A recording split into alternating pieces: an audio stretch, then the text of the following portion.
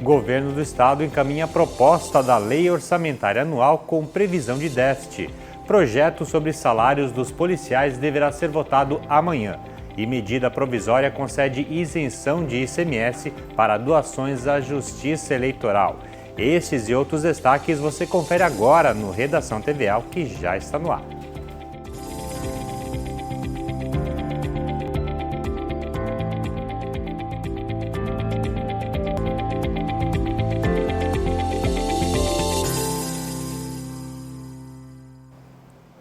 Boa noite.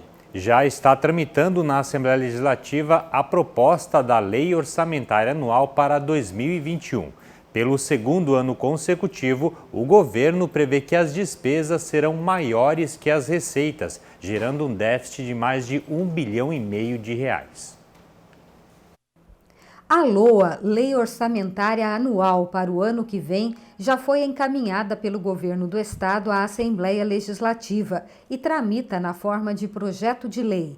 O estado estima uma receita total de quase 30 bilhões e meio de reais. Já as despesas, segundo o projeto, devem ultrapassar os 32 bilhões e 100 milhões de reais. Isso significa que o Poder Executivo prevê um déficit de aproximadamente 1 bilhão e 600 milhões de reais em 2021. Este é o segundo ano consecutivo que o Poder Executivo encaminha ao Parlamento catarinense uma proposta orçamentária em que as despesas são maiores que as receitas. Este déficit orçamentário é atribuído aos gastos com servidores inativos do Fundo Financeiro do IPREV, o Instituto de Previdência do Estado de Santa Catarina.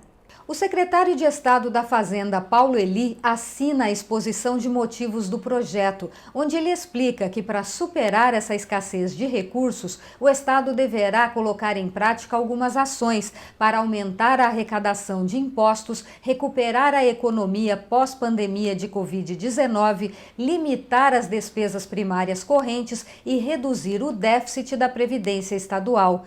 Neste caso, será preciso construir uma reforma previdenciária do Estado com base na reforma previdenciária do governo federal. O Poder Executivo prevê também a contratação de um empréstimo de quase 1 bilhão e 300 milhões de reais junto ao BIRD, o Banco Internacional para Reconstrução e Desenvolvimento. A Assembleia Legislativa já aprovou esse empréstimo no último mês de março. O objetivo é liquidar a dívida externa contraída pelo Estado em 2012 em um empréstimo feito com o Bank of America.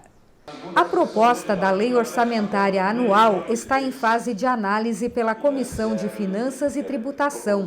É a única comissão permanente que discute e vota a matéria antes que ela seja encaminhada para apreciação em plenário.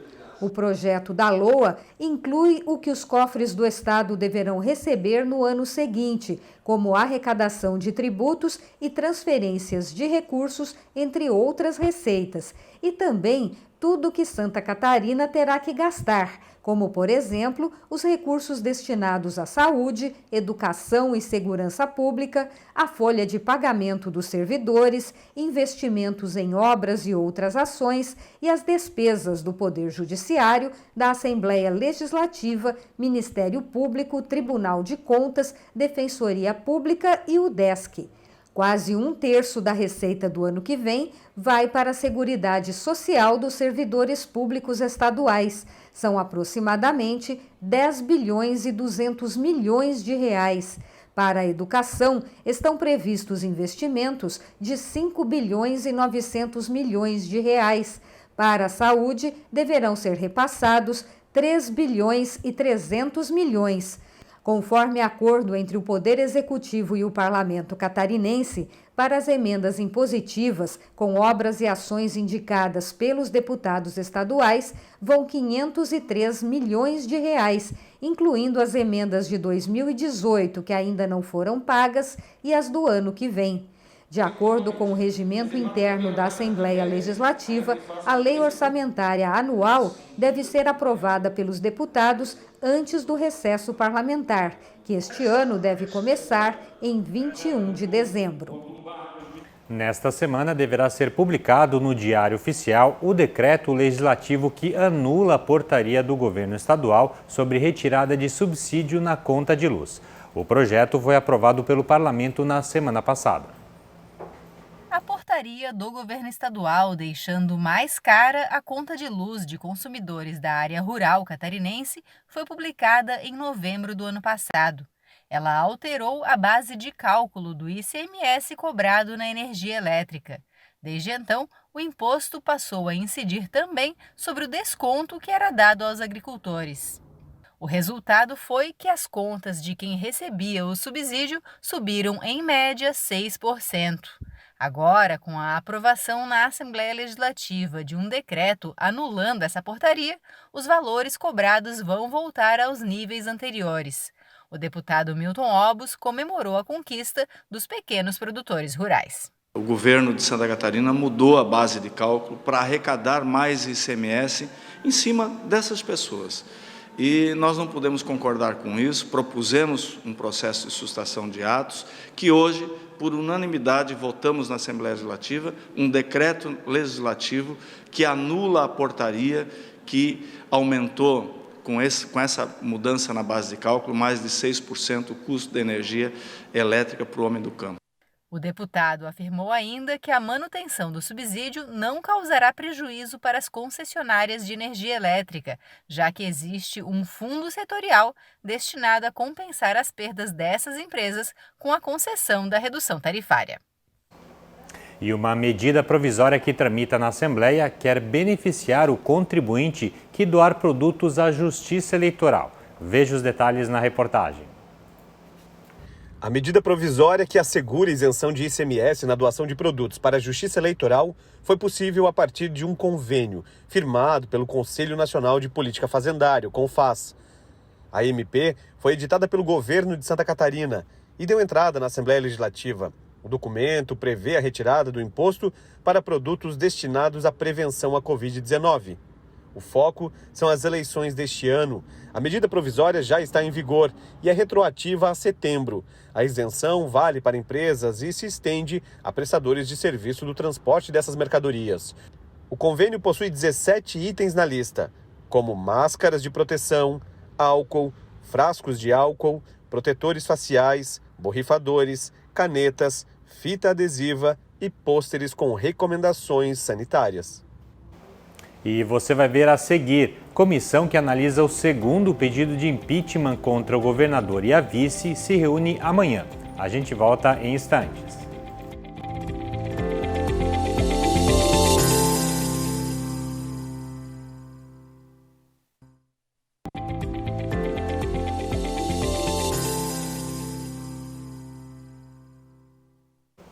A comissão especial que vai analisar o segundo pedido de impeachment contra o governador do estado e a vice vai se reunir amanhã.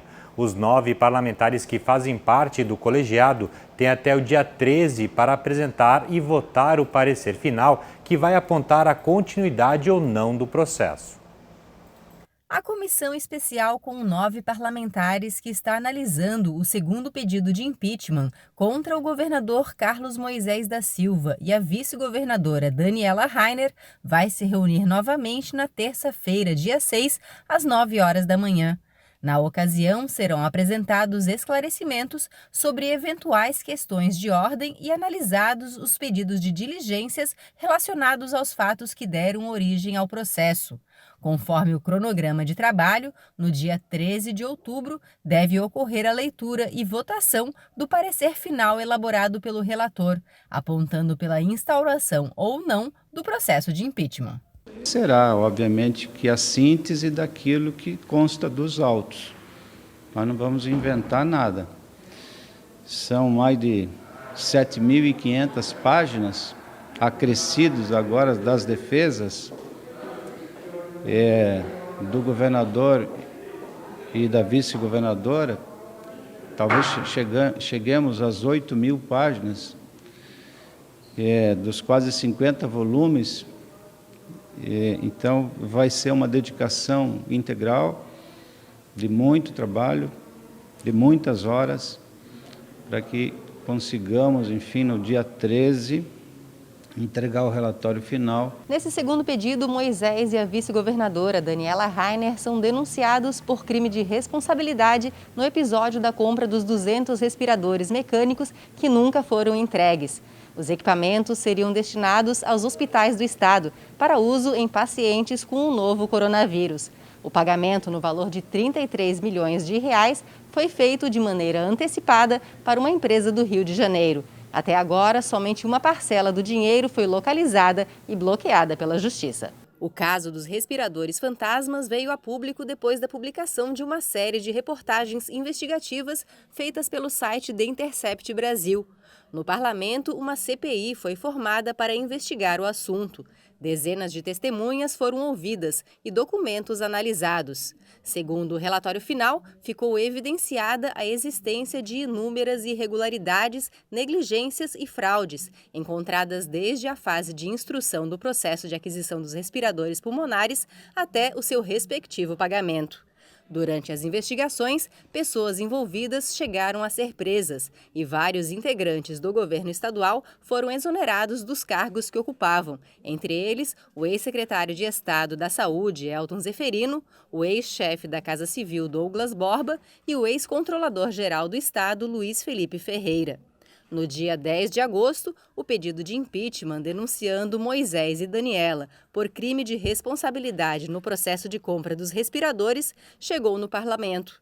Assinado por um grupo de advogados, profissionais liberais, empresários e um desembargador aposentado, a representação afirma que Carlos Moisés da Silva, mesmo ciente do risco de fraude, ordenou despesa não autorizada por lei e sem observância das prescrições cabíveis. Os denunciantes apontam também que Moisés teve participação durante todo o processo de aquisição dos equipamentos. Para isso, citam um depoimento do presidente do Tribunal de Contas do Estado, conselheiro Adircélio de Moraes Ferreira Júnior, para a investigação da Operação Oxigênio, onde o dirigente afirma ter alertado o governador, em conversa telefônica, sobre as condições necessárias para o pagamento antecipado em casos de aquisições pelo Estado. Os autores da denúncia também apontam responsabilidade do governador na tentativa de contratação de um hospital de campanha que seria instalado em Itajaí e que teria sido feita sem a observância dos requisitos legais, visando a contratação da empresa Hospital Mahatma Gandhi. O pedido de impeachment também denuncia Moisés por ter prestado informações falsas à CPI dos respiradores sobre o momento em que tomou conhecimento do pagamento antecipado dos 33 milhões de reais pelos equipamentos.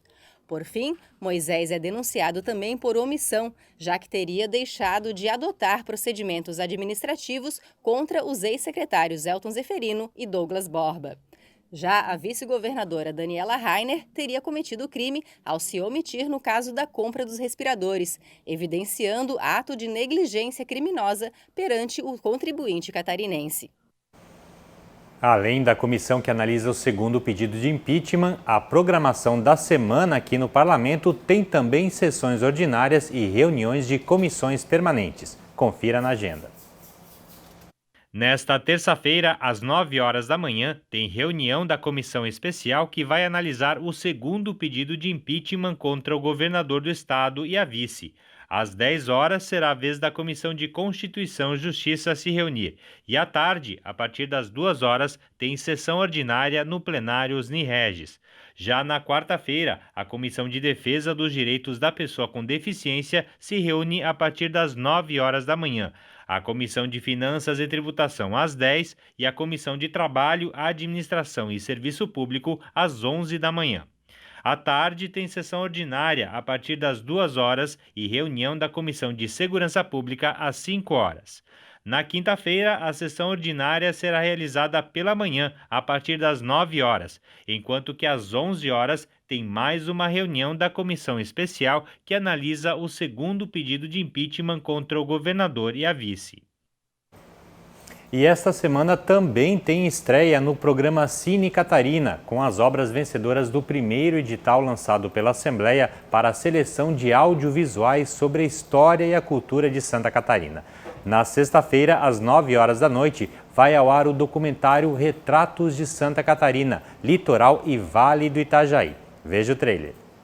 Meu amor é tão bonito que não tem comparação, como a pia d'água benta, todos passam moia a mão.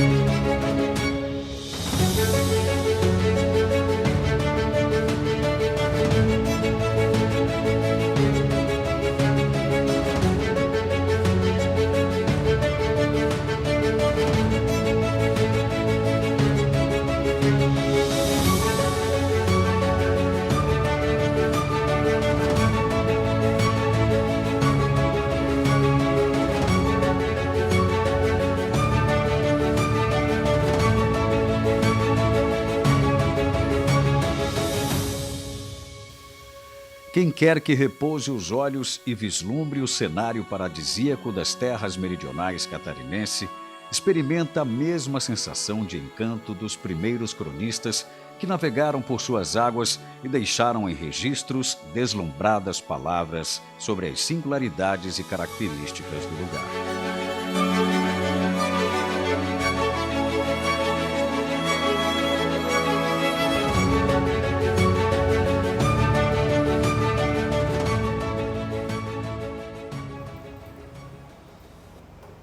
E o Redação TVL termina aqui. Mais notícias você confere na nossa programação, site ou redes sociais. Uma boa noite e até amanhã.